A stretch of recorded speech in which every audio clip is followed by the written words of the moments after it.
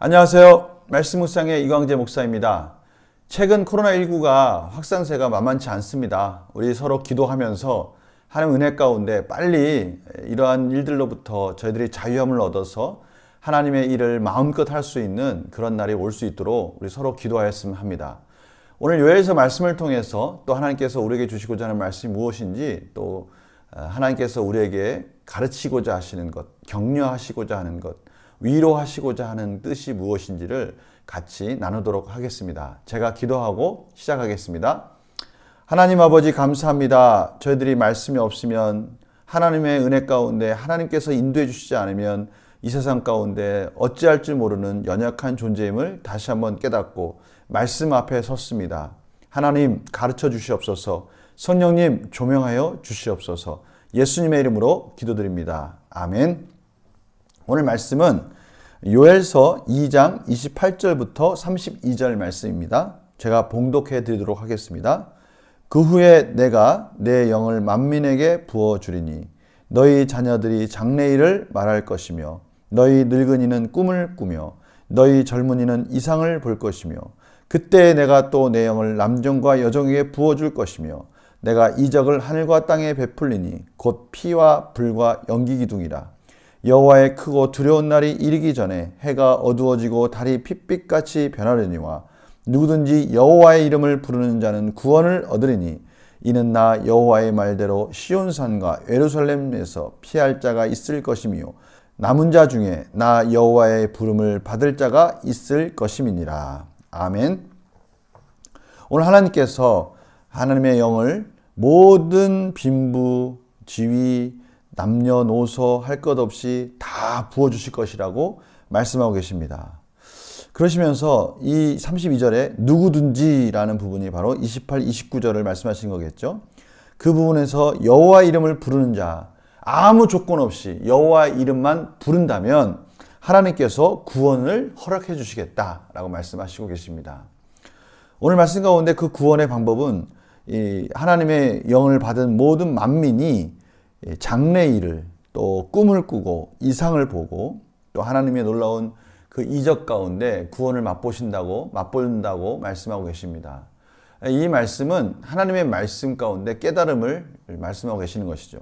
그 후에라는 발음이 바로 말세라는 의미를 가지고 있습니다. 하나님께서 이제는 하나님의 나라가 확장되는 지금 이 시대를 말하는 거겠죠. 이 시대에 하나님께서 성령을 부어주셔서 교회로서 하나님 나라를 확장하면서 말씀을 깨닫는 은혜를 허락해 주시겠다라고 말씀하고 계시는 것입니다. 하나님의 말씀이 깨달아지는 역사, 이것은 정말 놀라운 기적이고 은혜이죠. 제가 요즘에 레위기 말씀을 계속 나누고 있는데요. 이 레위기에 나오는 이 제사법과 이 모든 정결법들을 보면서 두 가지 방향이 나올 수 있을 것 같아요. 첫 번째는 이 당시에 이런 일들을 통해서 이 이스라엘 백성들에게 하나님의 정결, 죄에 대한 이러한 대속에 대한 이런 부분들을 가르쳐 줄 수밖에 없었던 하나님의 절절한 사랑, 하나님의 구체적인 사랑, 우리가 이런 것들을 제사법을 통해서, 레위기를 통해서 깨닫게 되는 것입니다. 또 하나는 지금 이 시대에 만약에 레위기에서 말씀하시는 이러한 제사법에 대한 구체적인 설명이 없었다면 예수 그리스도의 십자가가 어떻게 우리의 대속의 은혜로 경험되어지고 또 이해되어질 수 있을까라고 생각할 땐 정말 막연한 거예요. 어떻게 보면 이 모든 과정들은 그 당시 고대 근동에 있는 이스라엘 백성들의 문화 속에서 하나님이 그들을 설명하고 설득하시는 과정, 그리고 지금 이 시대 속에서 예수 그리스도의 십자가의 대속의 은혜를 설명하시는 과정, 이 모든 것을 아우르는 하나님의 은혜의 말씀인 것이었죠.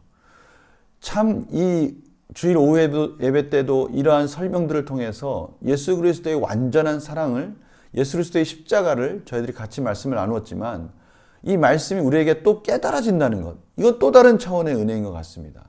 참으로 하나님께서 이 말세에 그 모든 사람들에게 하나님께 은혜를 바라고 그 은혜를 구하는 모든 사람에게 주시는 이 놀라운 깨달음, 정말 감사한 일입니다. 우리의 이 연약함 속에서도 이 모든 것을 허락해 주신 하나님께 감사드리면서 하나님이 주신 지혜로 우리가 승리하는 삶이 되기를 간절히 소망합니다. 오늘 말씀을 보니까요. 또 문제를 봅시다. 요엘은 어떤 사람들에게 하나님의 영이 부어진다고 말합니까? 28절에서 29절을 보니까요. 아무 조건이 없습니다. 모든 남녀노소 모든 만민에게 이 하나님의 영이 부어진다라고 말씀하고 계셔요. 요엘은 누가 구원을 얻는다고 선포하십니까? 32절에 보니까요. 누구든지, 오늘의 핵심은 누구든지 모든 자에게 여호와의 이름을 부르는 자, 하나님의 은혜를 간구하는 자, 그들에게 하나님의 영을 부어주시겠다라고 말씀하고 계십니다. 요엘은 왜 누구든지 주의 이름을 부르기만 하면 하나님께 은혜를 베푸신다고 선언합니까? 사실은 요엘은 왜 누구든지라고 밖에 말할 수 없냐면 우리 쪽에서는 아무 조건이 없기 때문에 그렇습니다. 우리가 어떻게 하나님 앞에 나아갈 수 있겠습니까? 우리 죄된 모습 속에, 우리 연약함 속에 어떻게 하나님께 나아갈 수 있겠습니까? 그래서 우리 모두는 다 똑같은 죄인이라는 차원에서 누구든지라고 밖에 말할 수가 없는 것이죠. 그런데 하나님은 그러한 상황 속에서 하나님의 영을 그의 택한 백성들에게 부어주신다는 겁니다. 그 영이 부어졌을 때 하나님께 하나님께 간구할 수밖에 없는 환경 속에서 하나님께 은혜를 구하는 그 모든 자들에게 하나님의 놀라우신 은혜가, 깨달음의 은혜가, 또 하나님께서 베풀어 주신 그 구원의 은혜가 임한다는 것이죠. 이런 차원에서 누구든지라는 그 단어 속에는 우리에게는 아무 조건이 없다라는 것을 말씀하고 계시는 것이죠. 저는 이 부분에 너무 공감을 합니다. 제가 말씀을 전하는 자 입장에서도 말씀을 전하는 자의 정말 상상 이상의, 아니 어떻게 보면 그 말씀을 준비하고 그 말씀을 깨닫고 그 은혜를 나누는 그 시간에조차도 제가 알 수 없는 방향으로, 어쩌면 제가 기대하는 것 이상으로, 아니 어떻게 보면 제가 기대하는 것과 좀 다른, 그럼에도 불구하고 그 속에서 합력하여 선을 이루시는 하나님의 모습을 봅니다. 그런 것을 볼지라도, 그런 것을 볼 때 그러한 과정들을 지켜보면서도, 그런 과정들을 경험하면서 제가 늘 깨닫는 것은 모든 것은 다 하나님의 계획과 섭리 가운데, 하나님의 은혜 가운데 이루어진다는 것을 고백할 수밖에 없는 것이죠. 바로 오늘 그 부분을 저희들에게 가르쳐주고 계시는 것입니다. 자격 없는 자들에게 은혜를 베푸실 것이라고 약속하는 말씀을 보면 무엇을 느낍니까? 자격 없는 자라는 것, 너무 적당한 표현입니다. 아무 자격이 없어요.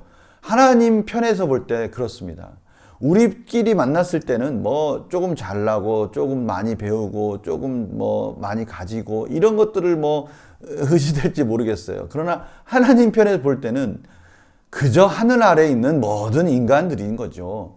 하늘 아래에 있는 모든 죄인들인 겁니다. 무엇을 하나님께 내어놓을 수 있겠습니까? 무엇을 하나님께 자랑할 수 있겠습니까? 이런 의미에서 하나님 앞에 모든 연약한 자들인 겁니다. 그런 의미에서 하나님께서 주시는 이 은혜야말로 저희들이 감당할 수 없는 은혜이죠. 또 한편에서 보면 그러기에 내가 아무것도 없는 연약한 자임에도 불구하고 하나님이 베풀어 주신 은혜를 기대하며 나아갈 수 있는 겁니다. 저는 이게 너무나 감사하고 소중해요. 하나님의 말씀을 가지고 하나님의 말씀을 나누고 또 하나님 말씀 안에서 우리가 나누는 이 모든 풍성한 교제와 이 풍성한 하나님의 은혜, 이것이 없다면 우리가 무슨 힘을 가지고 이 세상에 살아갈 수 있을까? 무슨 기준과 무슨 목표를 향해서 우리가 달려갈 수 있을까? 하나님께서 우리에게 말씀을 주신 것도 감사하고요. 그 말씀을 깨닫게 해주신 것도 감사합니다. 내세울 게 아무것도 없다는 것에 대해서도 감사합니다. 자, 결단과 적용을 그래서요. 나는 하나님의 은혜를 입을 자격이 없다고 생각하게 하는 내 연약함은 무엇입니까? 내 연약함과 상관없이 나를 불러주신 하나님과 담대히 교제하기 위해 무엇을 결단하겠습니까? 내 연약함과 상관없이 우리의 연약함은 각자가 너무 잘 알고 있습니다. 각자가 너무 잘 알고 있는 그 연약함을 하나님께서는 덮어주셨어요. 덮어주시고 예수 그리스도의 보혈로 씻어주셨어요. 그리고 나서 의롭다 하시면서 하나님께 나오라고 말씀을 하십니다. 이제는 우리에게 순종의 결단밖에 남은 것이 없는 것이죠.